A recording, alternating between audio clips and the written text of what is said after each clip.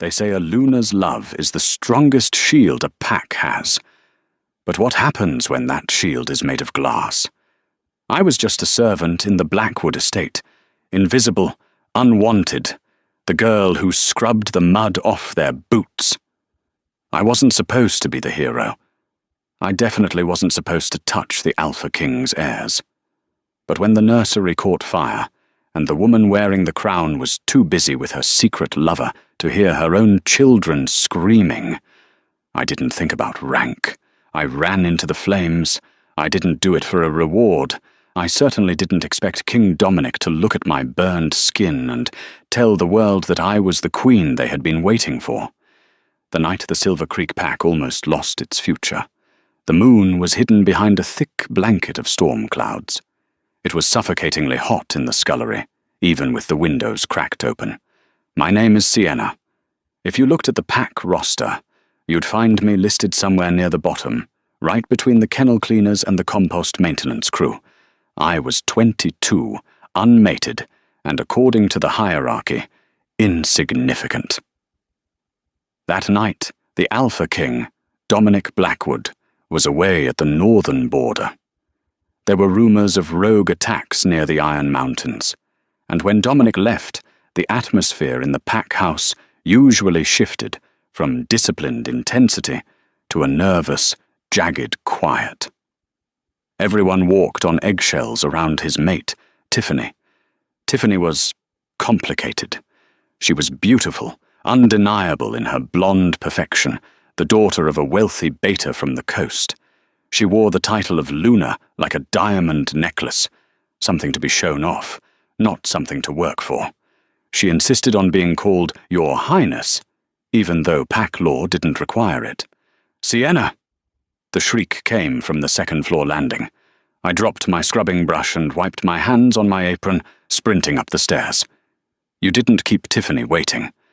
I found her outside the master suite, wearing a silk robe that cost more than my entire life's earnings. She was holding an empty wine glass, swaying slightly. Yes, Luna Tiffany? I kept my head bowed. Eye contact was considered an aggression with her. Take this away, she slurred, thrusting the glass at me. And tell the kitchen I want a tray of cheese and grapes, the imported cheddar, not that local garbage. Of course. And the twins? Do they need anything?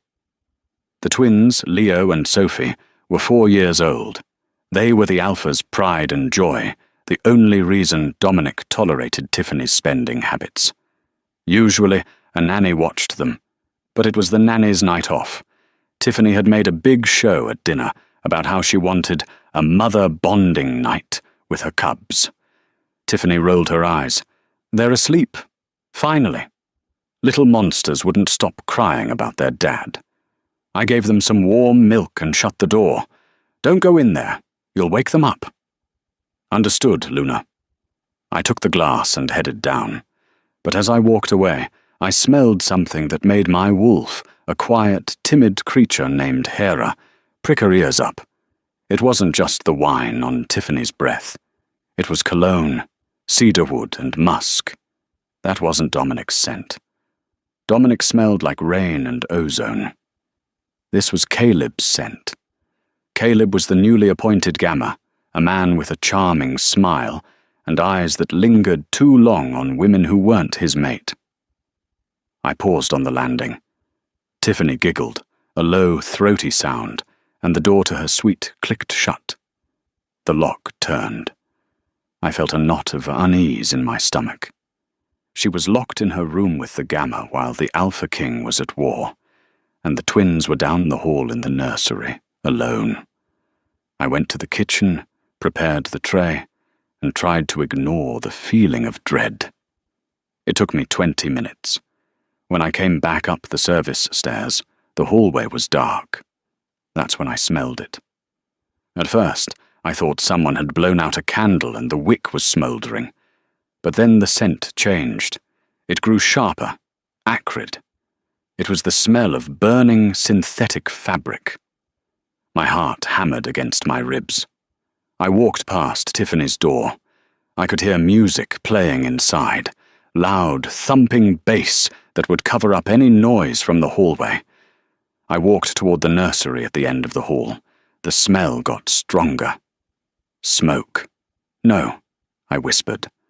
I reached for the nursery door handle. It was hot, searing hot. "Leo? Sophie?" I yelled, rattling the handle. Locked. Why was the nursery locked?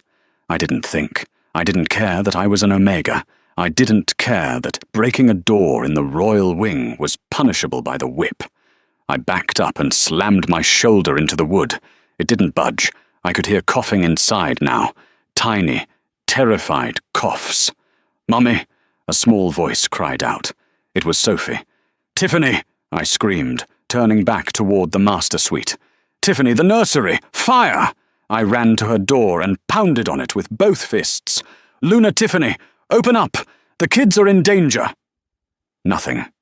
Just the thumping of the music. She couldn't hear me, or she didn't want to be interrupted. I ran back to the nursery. Smoke was starting to curl from under the doorframe, black and thick.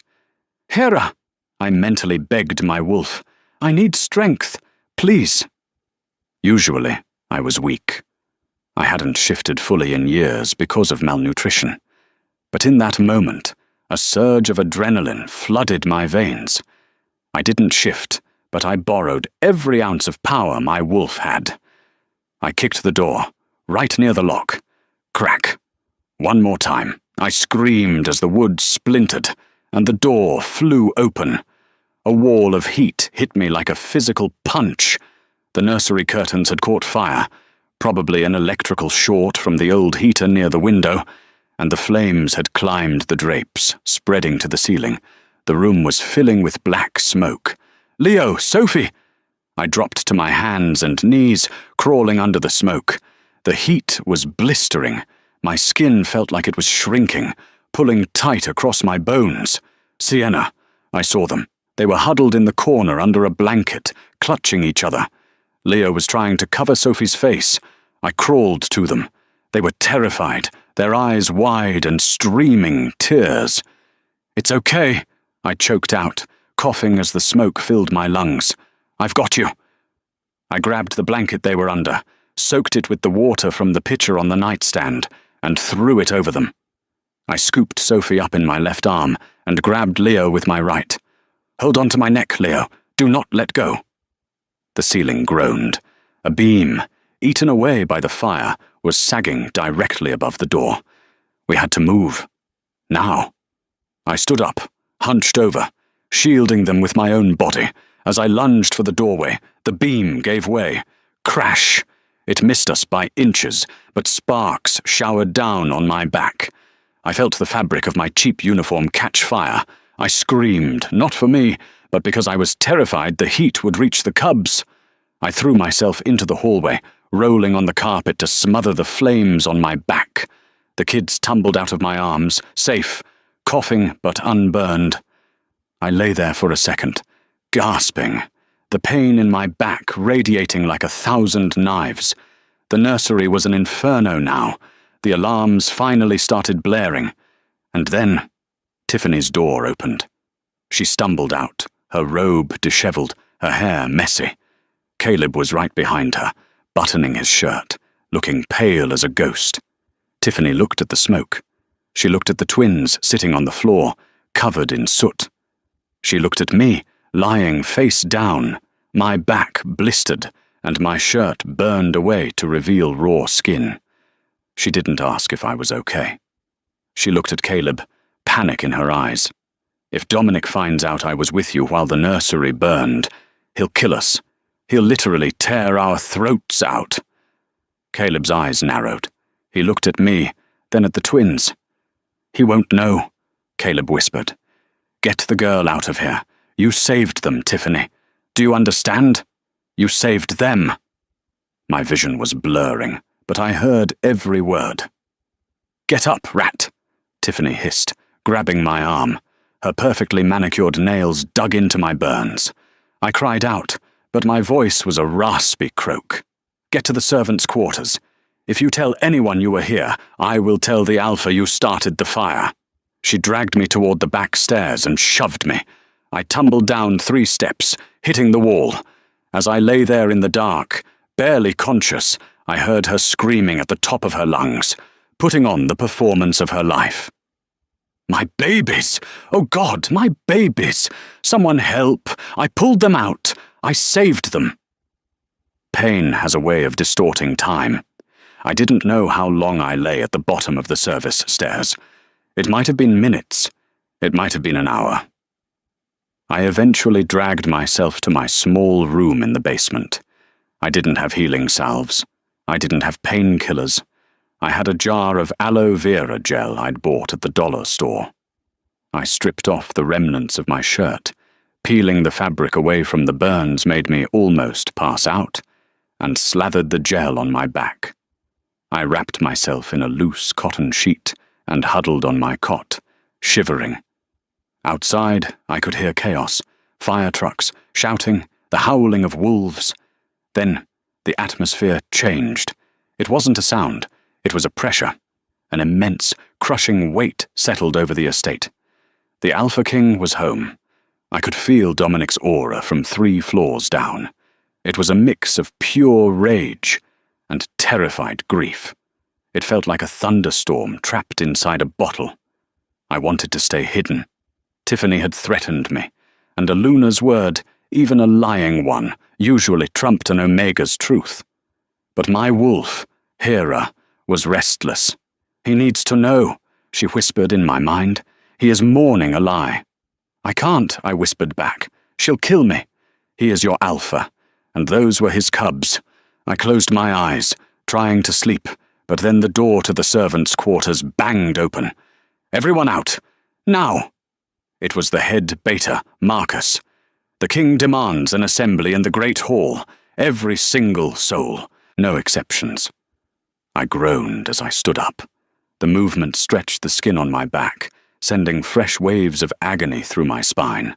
I kept the sheet wrapped around me like a shawl, hiding my injuries. If anyone saw, they'd ask questions. I shuffled into the great hall with the rest of the staff. The room was silent. You could hear a pin drop. At the front of the room, seated on the velvet chair usually reserved for ceremonies, was Dominic Blackwood. He was terrifying. He was 6'5" of pure muscle, with dark hair and eyes that looked like shattered obsidian. He was still wearing his tactical gear from the border, covered in dust and dried blood from the rogue skirmishes. But it was his face that scared me. It was stone cold. On his lap sat Leo and Sophie. They were clean now, but their eyes were red and puffy. They were clinging to his chest like little koalas. Standing next to him, looking like the tragic heroine, was Tiffany. She had smudged soot on her face, strategically placed on her cheekbones to make her look beautiful, even in distress.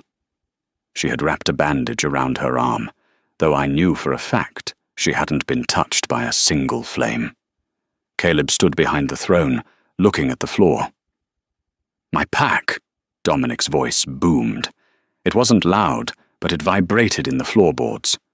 Tonight, an attempt was made on my bloodline, a fire in the nursery. A gasp went through the room. Dominic's hand stroked Sophie's hair gently, a stark contrast to the violence in his tone. I have been told that a heater malfunctioned, and I have been told that my Luna... He paused, looking up at Tiffany. Tiffany puffed out her chest, squeezing out a fresh tear. I did what any mother would do, Dominic. I didn't think. I just ran in. You ran into the fire, Dominic repeated slowly. Yes. The flames were everywhere. I grabbed them and... She sniffled. I'm just glad they're safe. Dominic stared at her. He didn't blink. He stood up, still holding Sophie, while Leo stood by his leg. He walked toward Tiffany. She smiled nervously, expecting an embrace. A thank you. Dominic leaned in and inhaled deeply near her neck. Then he pulled back. His expression didn't soften. It hardened. You smell of wine, he said. Tiffany froze.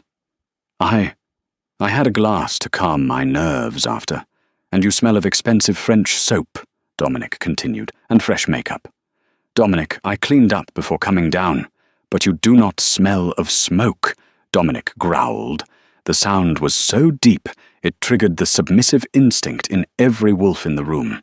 We all lowered our heads. I washed it off, Tiffany shrilled. Smoke from a chemical fire lingers in the pores for days, Tiffany. It doesn't wash off with a quick shower. Dominic turned to the crowd. His eyes scanned the room, row by row. He was hunting. Someone in this room smells like burnt flesh and charred pine, Dominic announced. Someone in this room is in pain. I can smell the agony coming off them in waves. My heart stopped. He could smell me. He walked down the steps of the dais. The crowd parted like the Red Sea. He walked past the Gammas, past the Betas, straight toward the back of the room where the Omegas and servants stood. He stopped in front of me. I was trembling so hard my teeth chattered. I clutched the sheet tighter. "Look at me," he commanded. I forced my chin up. My eyes met his. For a second, the world tilted. His eyes weren't just black. They had flecks of gold in them. And when our gazes locked, I felt a jolt, like a static shock, run from my toes to my head. He frowned, confused by the sensation. Then he looked at the sheet I was clutching. "Drop it." "Alpha, please," I whispered. "I'm not dressed appropriately." "Drop it." I let the sheet fall. A collective gasp ripped through the hall. I was wearing only a thin camisole. My arms were scorched, the hair on my forearms singed away. But when Dominic stepped around me to look at my back, the silence was deafening. My back was a map of angry red blisters and peeling skin. Dominic inhaled sharply. He reached out a hand, hovering inches from my skin but not touching it. "You," he whispered. "You smell like the fire." He walked back around to face me. "What is your name?"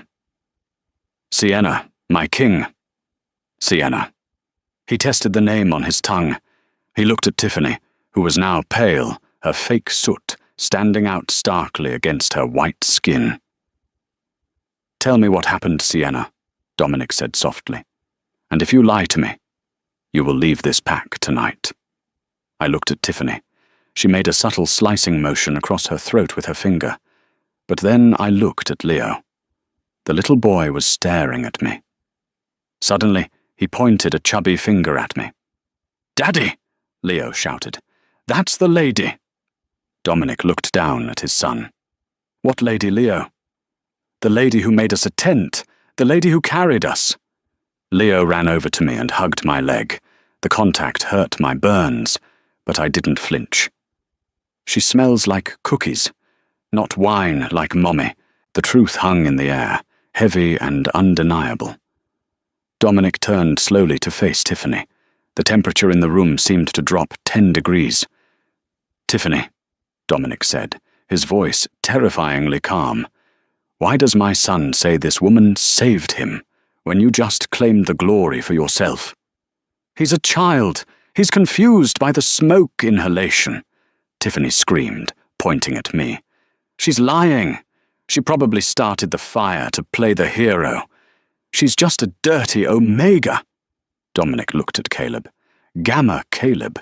You were the first on the scene, according to the report. Who did you see coming out of the nursery?" Caleb was sweating. He looked at Tiffany, then at the Alpha King, who looked ready to rip someone apart. Self-preservation kicked in. Caleb swallowed hard. "I saw Sienna coming out of the room, Alpha. She was on fire. She rolled on the floor to put it out." "You traitor!" Tiffany shrieked, launching herself at Caleb. "Enough!" Dominic roared. The sound forced everyone to their knees. Even Tiffany collapsed, sobbing. Dominic walked back to me. He ignored the kneeling crowd. He took off his heavy tactical jacket. Gently, with a tenderness that shocked me, he draped it over my shoulders. "You are injured," he said. "You are in pain, because you shielded my children." "It was my duty, Alpha," I whispered. "No," He shook his head. It was a mother's instinct. Something the woman who birthed them apparently lacks. He scooped me up into his arms. I gasped. "Alpha, you can't. I'm dirty. I'll ruin your gear." "Be silent," he commanded. But there was no anger in it. "I am taking you to the Pack Hospital, myself. No one else touches you." As he carried me out of the great hall, past the sobbing Tiffany and the terrified Caleb, he leaned his head down near my ear. "Hold on, Sienna," he rumbled against my chest. "I've got you now." And for the first time in my life, I believed that someone actually did. I had never been inside the royal wing of the Pack Hospital before. Omegas like me went to the General Care Clinic on the outskirts of the territory, a place with flickering fluorescent lights and bandages that smelled like old cardboard. But Dominic didn't take me there. He kicked open the double doors of the emergency VIP ward, still carrying me as if I weighed nothing. "I need a trauma team," Dominic bellowed. Nurses scattered like frightened birds. Within seconds, a gurney was rolled out. "Put her down, Alpha, we can take it from here," a doctor said. His name tag read Dr. Evans. He looked at my burnt clothes and the grime on my face, and his nose wrinkled slightly. "Is this a staff injury? We usually process staff in Ward C." Dominic's growl was low and dangerous. "Dr. Evans, if you suggest moving her to Ward C one more time, you will be finding employment in a rogue camp. She goes to the high dependency unit. Now." Dr. Evans paled. "Yes, Your Majesty, of course." They laid me on the cool sheets. The relief was instant, but then the pain roared back as they began to cut away the remnants of my camisole. I cried out, arching my back involuntarily. "Morphine!" Dominic shouted. "Can't you see she's in agony?" "We are administering it now, Alpha," a nurse said, her hands shaking as she tried to find a vein in my arm. Dominic pushed her aside gently but firmly. "Give me the needle. Your hands are shaking too much." The king took the syringe. He looked at me, his eyes softening. "Sienna, look at me. Focus on my voice." I looked at him. The pain was blinding, white-hot needles stabbing into my spine. But when his eyes met mine, it was like a cool bucket of water had been poured over my soul. "It's going to hurt for just a second," he murmured. He injected the painkiller with expert precision. He didn't step back, though. He stayed right beside the bed, his hand hovering over my forehead, brushing away a stray lock of hair that was stuck to my sweaty skin. That's when it happened. His skin brushed mine. Zap. It wasn't static. It felt like a live wire had been connected directly to my heart. My wolf, Hera, who had been whimpering in pain, suddenly threw her head back and howled. Not a howl of pain, a howl of recognition. "Mate." The word exploded in my brain. I gasped, my eyes flying wide open. I looked at Dominic. He had frozen. His hand was still touching my forehead, his fingers trembling. His pupils had dilated so much that his obsidian eyes looked entirely black. He felt it too. "Impossible," he breathed. We stared at each other while the doctors worked around us, applying silver-infused salves to my back. The world narrowed down to just the two of us. I was an Omega, a nothing. He was the Alpha King, and he was married. I pulled away, flinching. "Don't," I whispered, panic rising in my chest. "Please, Alpha, don't touch me."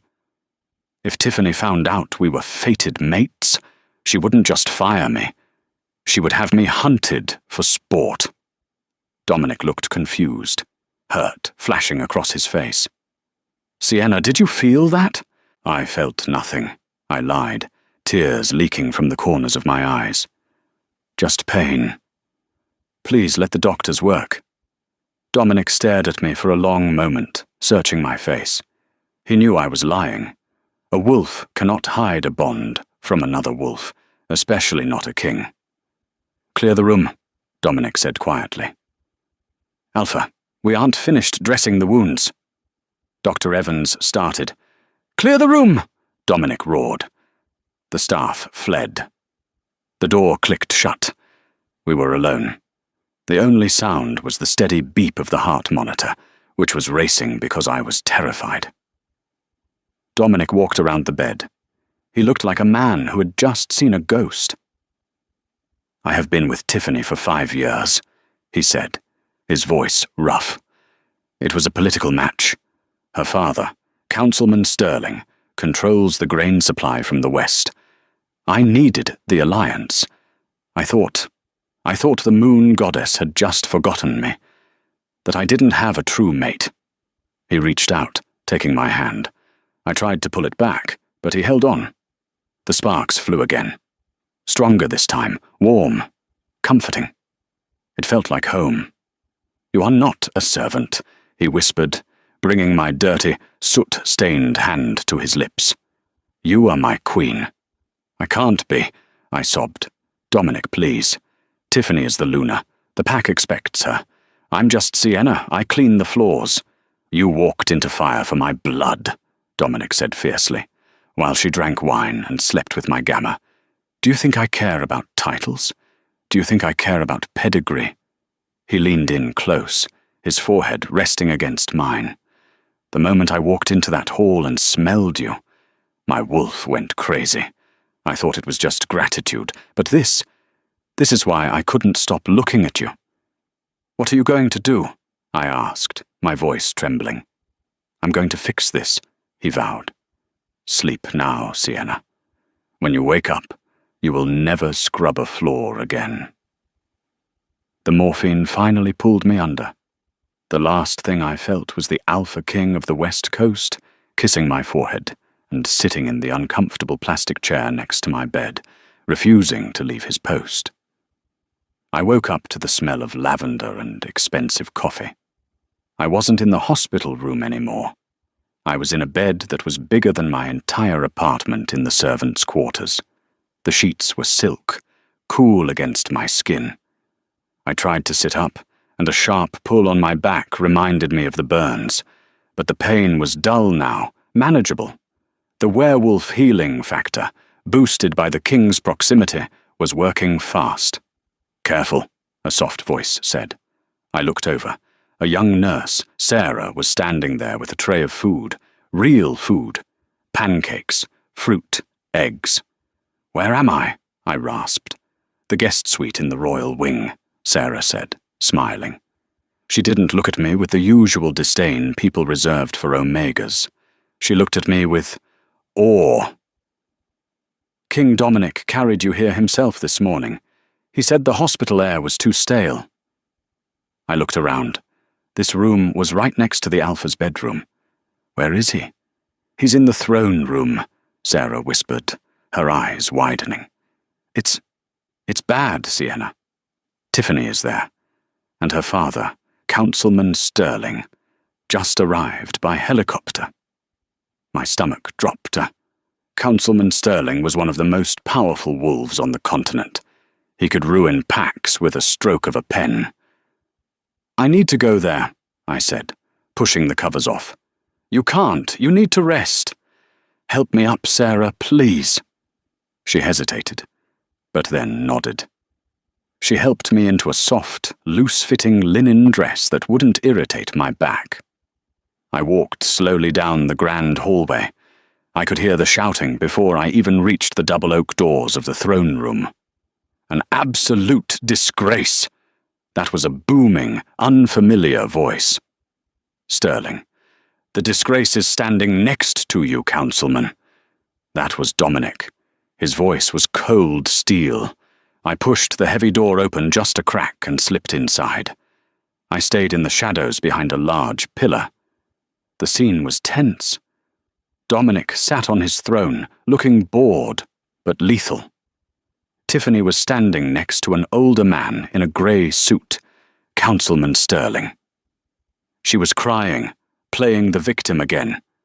"He humiliated me, Daddy," Tiffany wailed. "He accused me of abandoning the twins. He's trying to replace me with some maid." Councilman Sterling slammed his hand on the table. "Dominic, is this true? You are publicly shaming my daughter based on the word of a servant who probably set the fire herself to get a promotion."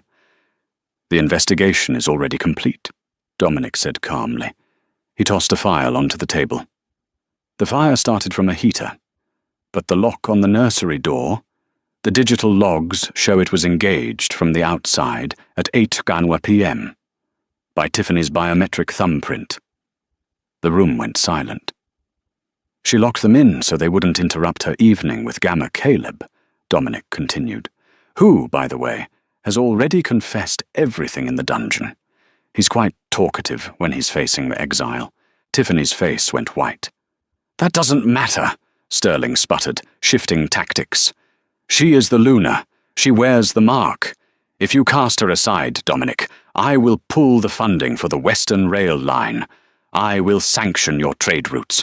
Your pack will starve." "Let them starve." Dominic stood up, his aura flaring so violently that the windows rattled. "I would rather my pack hunt rabbits in the woods than bow to a whore and a blackmailer." "Watch your tongue," Sterling roared. "You have no grounds for rejection. She has given you heirs." "She gave birth to them," Dominic said, walking down the steps. "She did not give me them. She used them as leverage for jewelry and vacations." Dominic stopped right in front of Tiffany. "And as for the mark..." Dominic laughed darkly.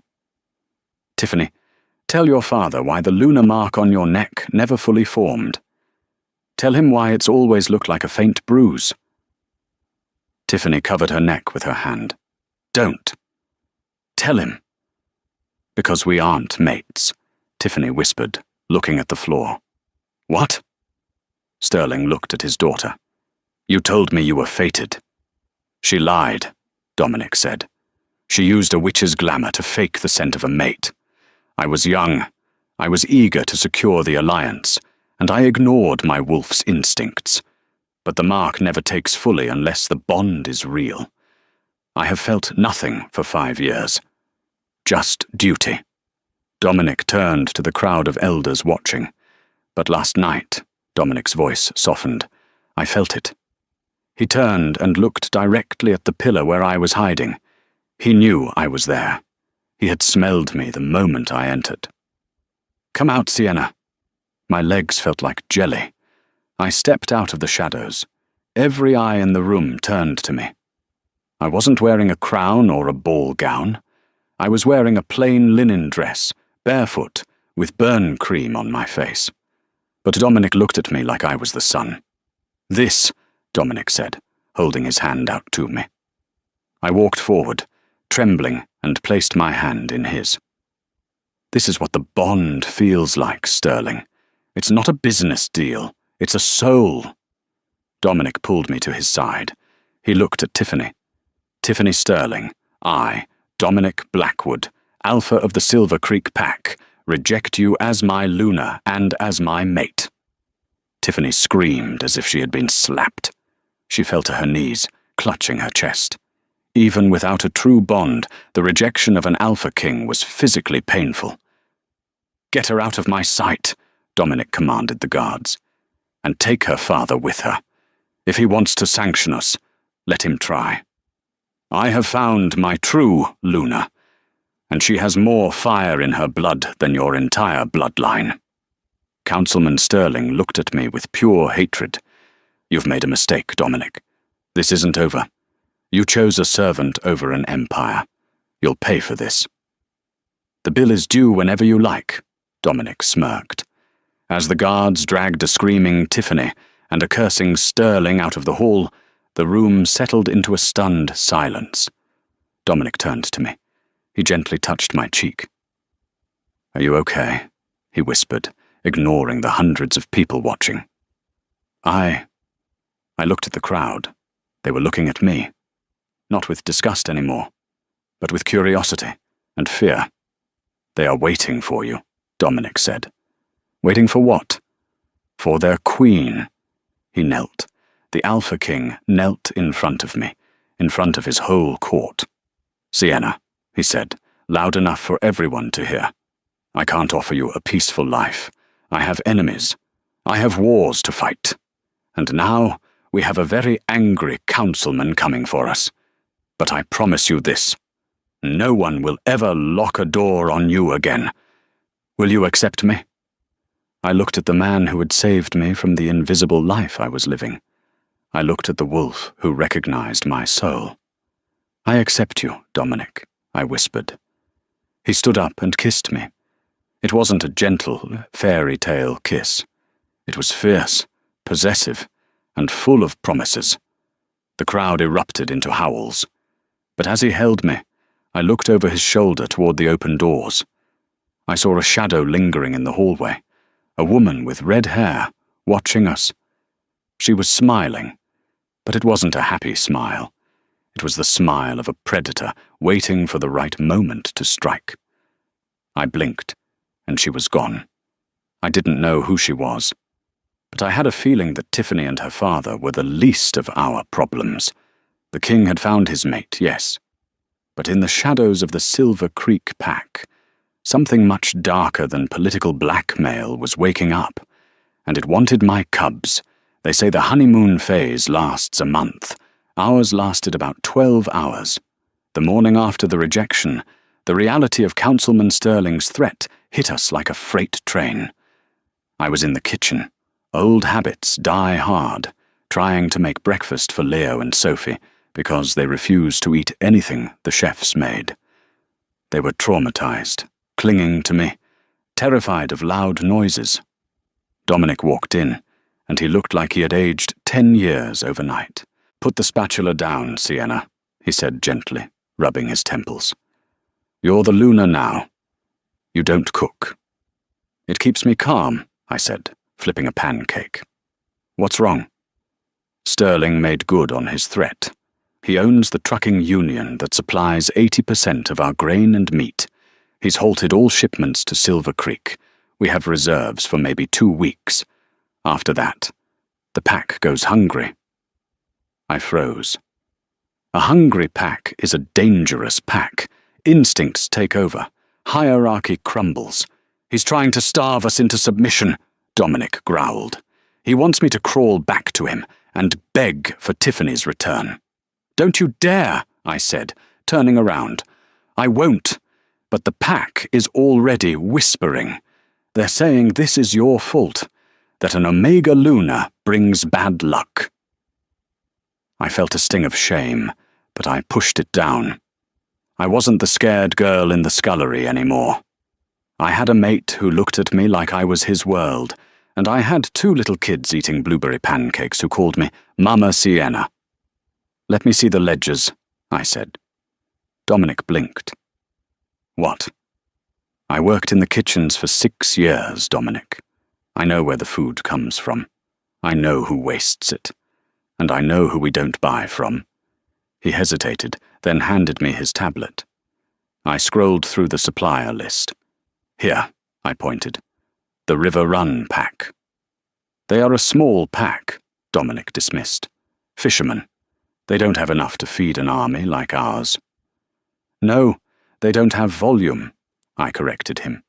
"But they have a surplus of smoked trout they can't sell because Sterling priced them out of the market. And the Ironwood pack? They have venison, but they lack the salt to preserve it. We have salt mines in the northern quadrant." Dominic looked at the tablet, then at me. "You want to set up a barter system?" "I want to bypass Sterling's money entirely, wolf to wolf, flesh for salt, fish for protection." Dominic stared at me. A slow grin spread across his face. "My council of betas has been arguing for 3 hours and didn't come up with that.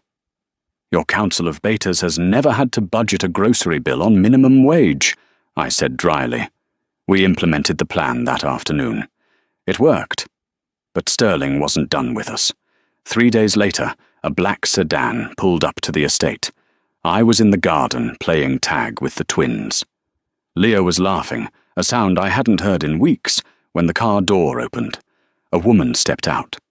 She was tall, wearing a tailored green suit that screamed authority, but it was her hair that made my blood run cold.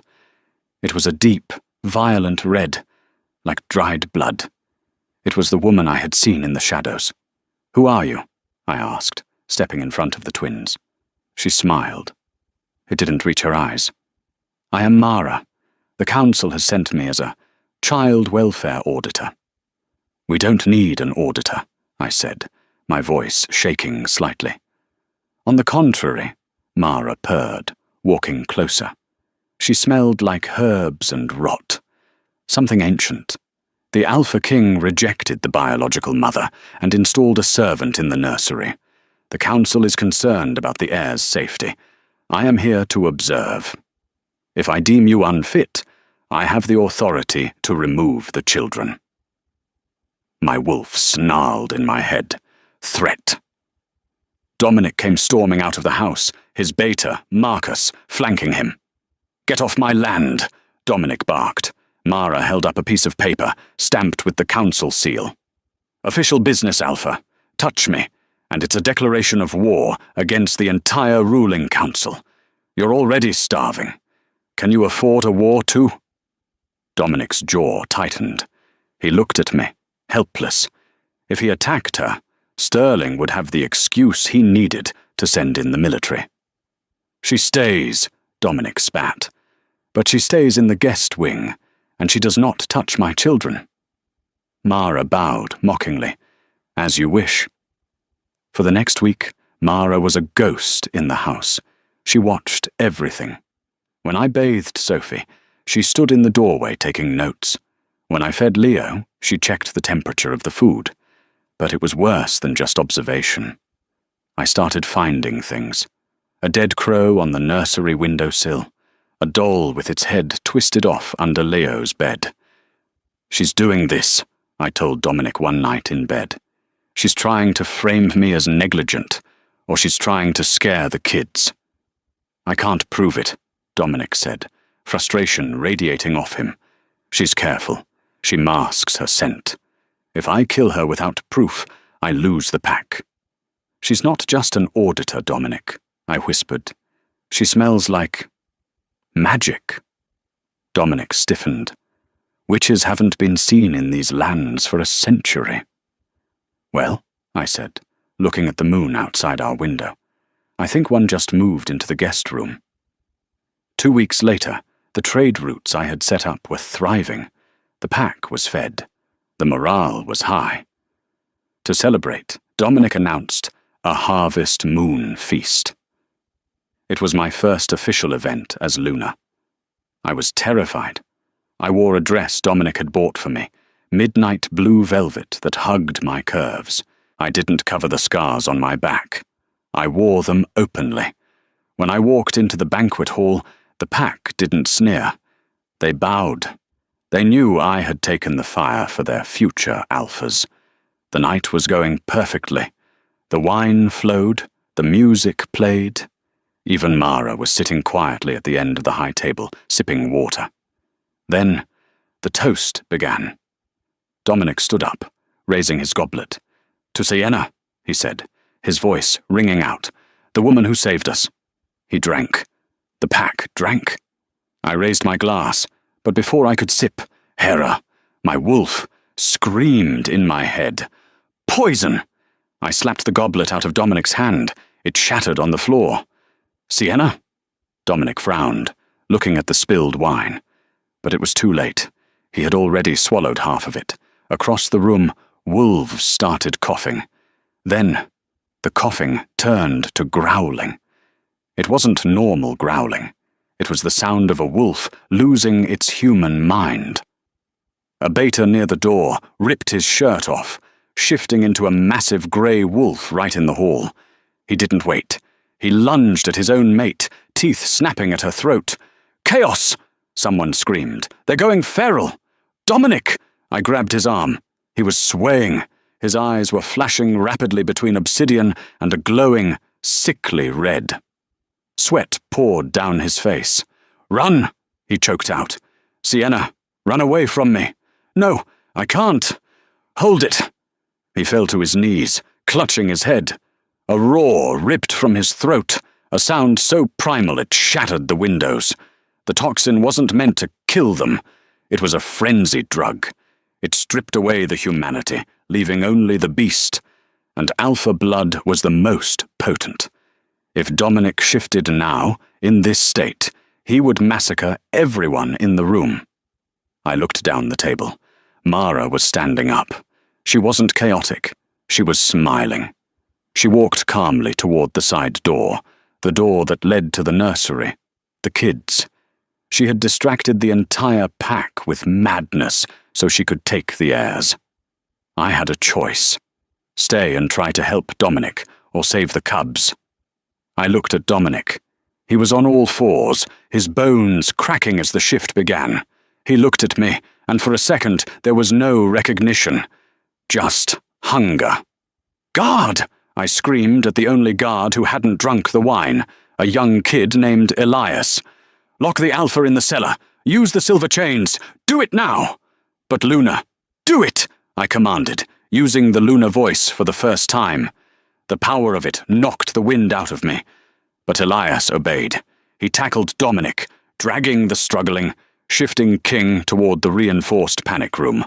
I kicked off my heels and sprinted toward the nursery. The hallway was spinning. The frenzy drug was airborne now, the scent of violence driving even the sober wolves crazy. I had to fight my way through. A feral wolf lunged at me. I slid under his claws, grabbing a heavy silver candelabra from a hallway table. I reached the nursery door. It was open. "Leo, Sophie!" I ran in. The room was empty. The window was shattered. I looked out. In the garden below, under the moonlight, I saw Mara. She was dragging two small, unconscious bodies toward the tree line. My fear vanished. It was replaced by a cold, white rage. I didn't bother with the stairs. I jumped out the second-story window. I landed hard, rolling to absorb the impact, ignoring the flare of pain in my healed burns. I shifted. For the first time in my life, I fully shifted. I wasn't a large wolf. I was small, sleek, and golden brown, but I was fast, faster than any alpha. I tore across the lawn. Mara heard me coming. She spun around, dropping the kids. She raised her hand, and a blast of purple energy, magic, hit me in the chest. It threw me backward, skidding across the grass. It felt like being hit by a truck. I shook my head, snarling. I got up. Mara looked shocked. "You should be dead, Omega." I wasn't just an Omega anymore. I was a mother protecting her young. I lunged again. She threw another blast, but I dodged left, feinting, and closed the distance. My jaws snapped around her forearm. She screamed, the magic dying in her hand. She produced a silver dagger from her belt and slashed at me, cutting a deep gash in my shoulder. I didn't let go. I bit harder, shaking my head, feeling the bone crack. "Help!" Mara shrieked. "Sterling, help!" From the tree line, 6 rogue wolves emerged. They were huge, scarred, and smelling of Sterling's private militia. I released Mara and stood over the unconscious twins. I was one small golden wolf against a witch and 6 killers. My shoulder was bleeding. My mate was locked in a cellar, driven mad by drugs. My pack was tearing itself apart inside the mansion. I bared my teeth and let out a howl. It wasn't a call for help. It was a warning. "If you want them," the howl said, "you have to go through me." One of the rogues laughed, a low barking sound. He stepped forward. But then, the ground shook. It wasn't an earthquake. From the mansion, the heavy steel doors of the panic room exploded outward. A creature emerged. It wasn't just a wolf. It was a monster, massive, black as a void, with eyes glowing pure red. Dominic had broken the silver chains. The drug hadn't made him weak. It had stripped away his inhibitions, and the only thing his feral mind focused on was the distress howl of his mate. The rogue stopped laughing. Dominic didn't run. He blurred. He covered the 100 yards in a heartbeat. He hit the first rogue with such force that the enemy wolf was torn in half before he hit the ground. The Feast of Madness had begun. But Sterling had made a fatal error. He thought making the king feral would destroy the pack. Instead, he had just unleashed a weapon he couldn't control, and that weapon was pointed right at the people trying to hurt me. I had never seen a massacre before, and I hope to the moon goddess I never see one again. Dominic didn't fight like a man, or even like a wolf. He fought like a force of nature. The 6 rogues Sterling had sent, elite killers, all of them, didn't stand a chance. The first rogue was dead before his body hit the ground. The second tried to run, but Dominic caught him by the spine and snapped it with a single shake of his massive black-furred head. Mara, the witch who had terrorized my home, scrambled backward on the grass, clutching her broken arm. Her face was a mask of pure terror. She tried to summon another blast of purple magic, muttering an incantation, but her concentration was broken by pain. Dominic loomed over her. He was huge, easily 7 feet tall at the shoulder in this feral state. His eyes were glowing red, 2 burning coals in the darkness. He opened his jaws, saliva dripping from his teeth, ready to tear her apart. "Dominic, no!" I screamed.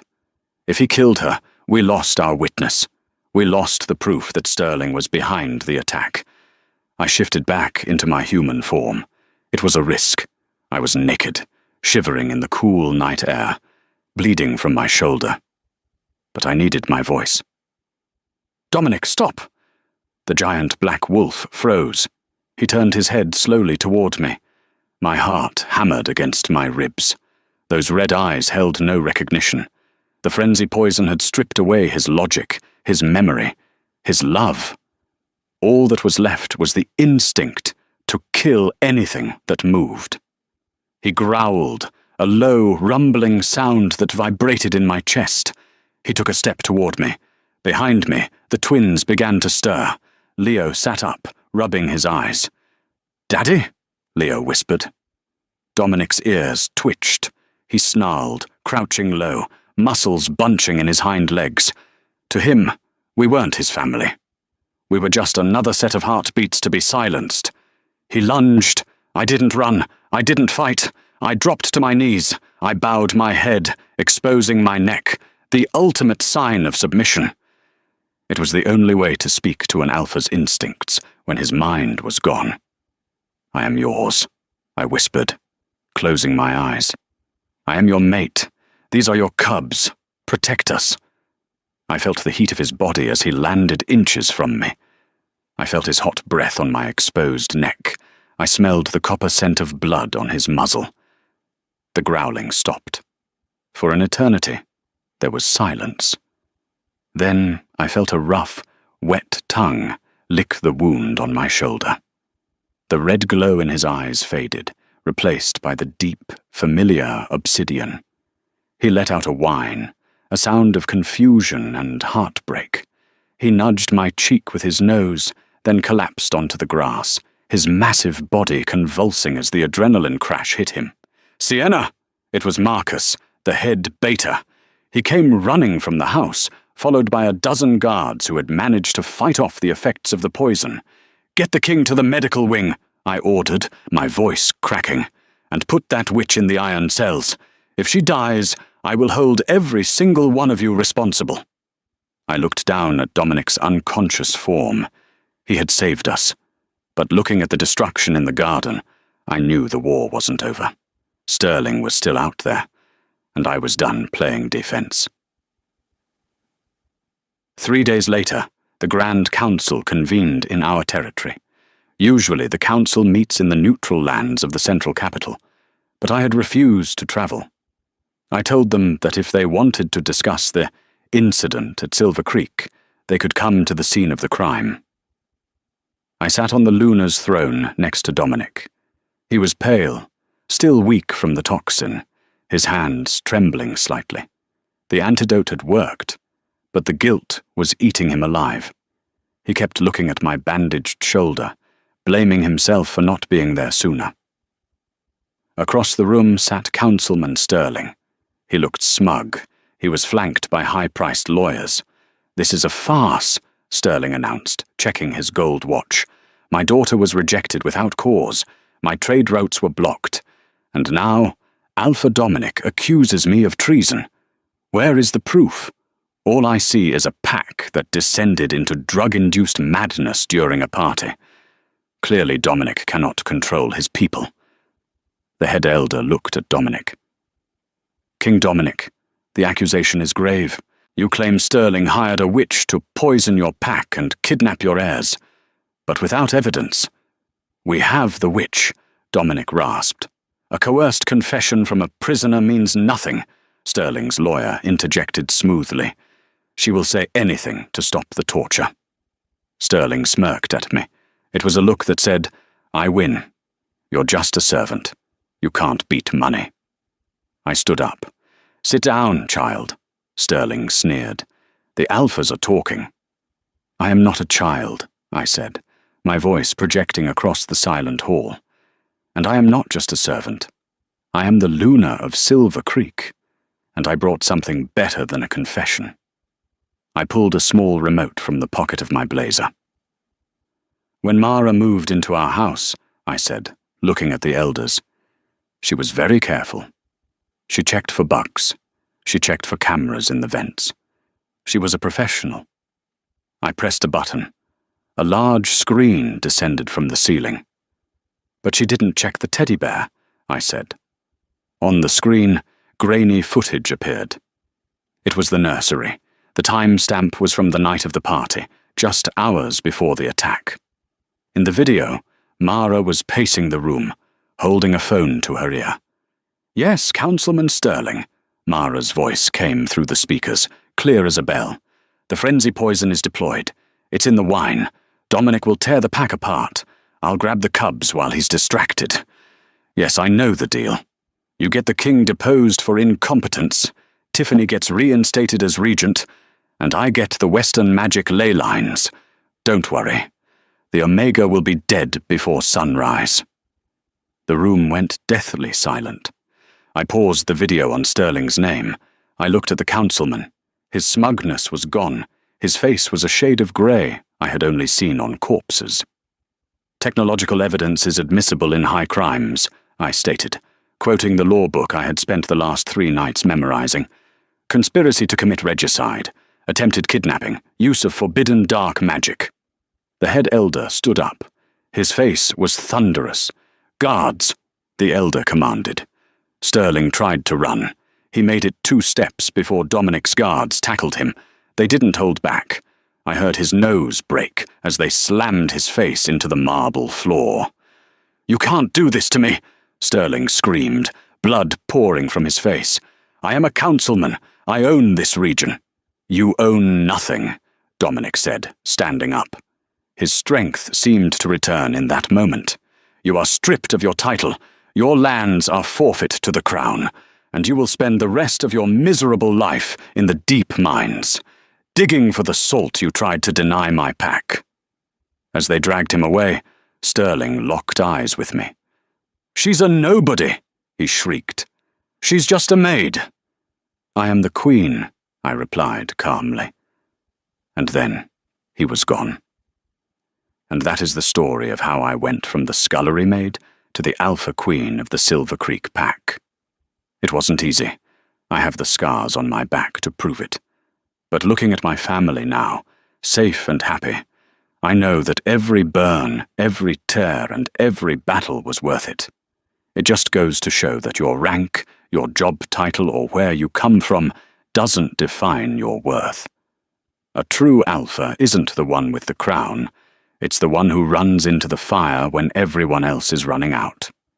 If this story gave you chills, or if you were cheering for Sienna when she finally took down Sterling, please hit that like button. It really helps the channel grow and lets me know you want more stories like this. And I want to know what you think. If you were in Sienna's shoes, would you have forgiven the pack for how they treated you, or would you have walked away? Let me know in the comments below.